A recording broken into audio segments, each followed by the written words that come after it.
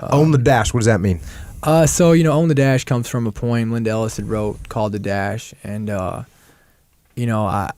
felt like people in America just needed something to hold on to, and so I always look at what is success and how do I want to be remembered, and that's kind of like a big thing for me. And so Linda Ellis wrote in her poem and talked about how, like, at a funeral, a man stood to speak and he referred to the dates, on the tombstone from the beginning, with the date the person was born and the day he died.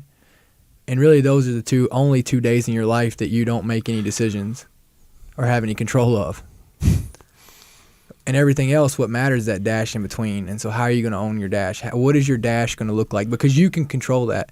You can control what that dash looks like, how fulfilling it is, how selfish it is, how giving it is. I mean, you control it by your decisions every single day. And what do you want your dash to look like? How do you want to be remembered? Because it doesn't matter how much money you have. It doesn't matter whatever you did, the empires you built. What matters is how you changed people's lives.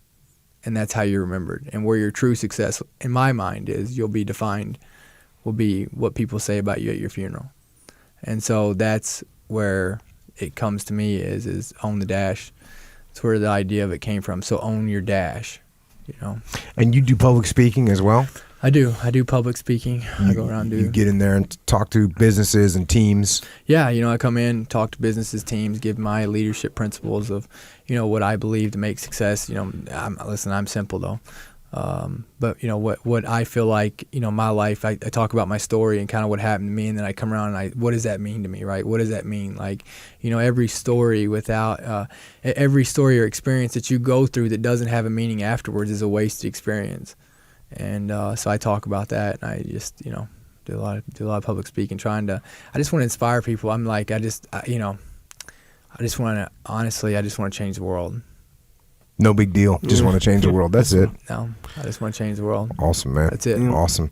Did I miss anything else? No, I don't think so. I think that's everything. Yeah. Any other projects? Anything else everybody needs to know about? No. Listen, I can't tell you how much I appreciate you having me on. Yeah, man, it's an honor to have you on. Echo, you got anything else? No, thank you very much for coming on. Thank you. Closing thoughts, Dakota. Listen, it's I got a lot out of this podcast. I got a lot of just hearing your perspective, and I just want people out there to know that I'm no different than anybody else. The only difference is the opportunities that's been put in front of me.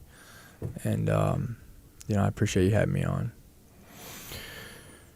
Well, man, it's obviously an honor to have you on. Thank you for your service, both in the Marine Corps and what you continue to do now to try and help people and just change the world, which is what you're trying to do now, which is awesome. And it's been a true honor to have you on again, to be sitting across the table from you and knowing what you've been through, and to see where you are now is awesome. And it's my honor to be sitting here.